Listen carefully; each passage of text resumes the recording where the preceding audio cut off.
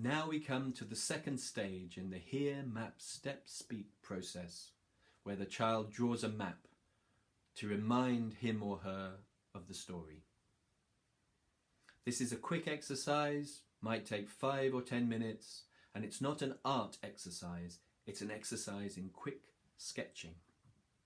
The aim of the whole hear, map, step, speak process is to help the child remember the story.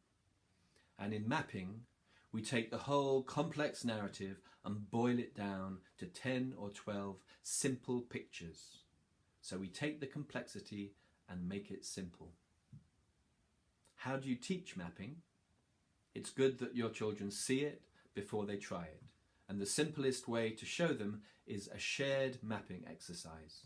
So in shared mapping, you stand with the class in front of a flip chart or a whiteboard and ask them to remember what happens.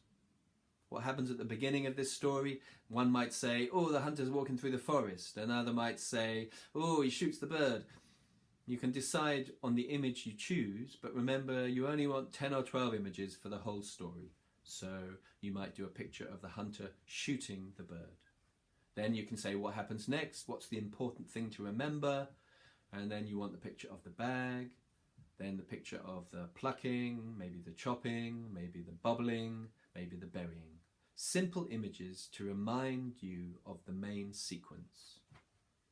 Once you've demonstrated mapping with a shared mapping exercise, then let the children have a go by themselves.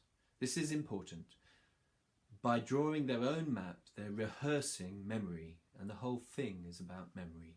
In order to draw your own story map, you have to go back into your imagination and access those words and images that the story has conjured.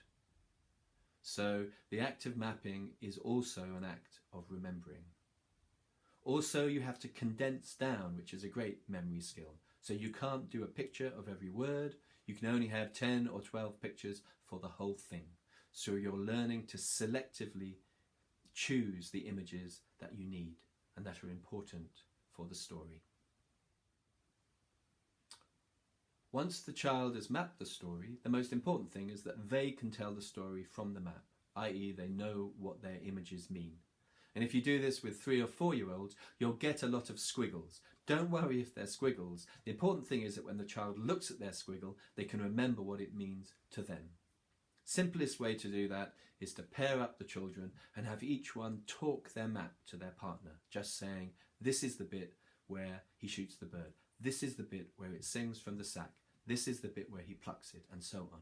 So again, the child is rehearsing memory, this time going from the visual image that they've created and finding words to speak, to name them, the beginning of storytelling. So this is a man and he's shooting an arrow at a bird in the tree, and then the hunter puts the bird into a bag. Then he chops it into 100 pieces. Then he puts it in the pot. A picture paints 1,000 words, and that's true for mapping. It may be a half-hour story, but if a child learns to map well, those series of 10 or 12 pictures will be the catalyst to trigger the memory of words. In this way, the child begins to learn fluent storytelling.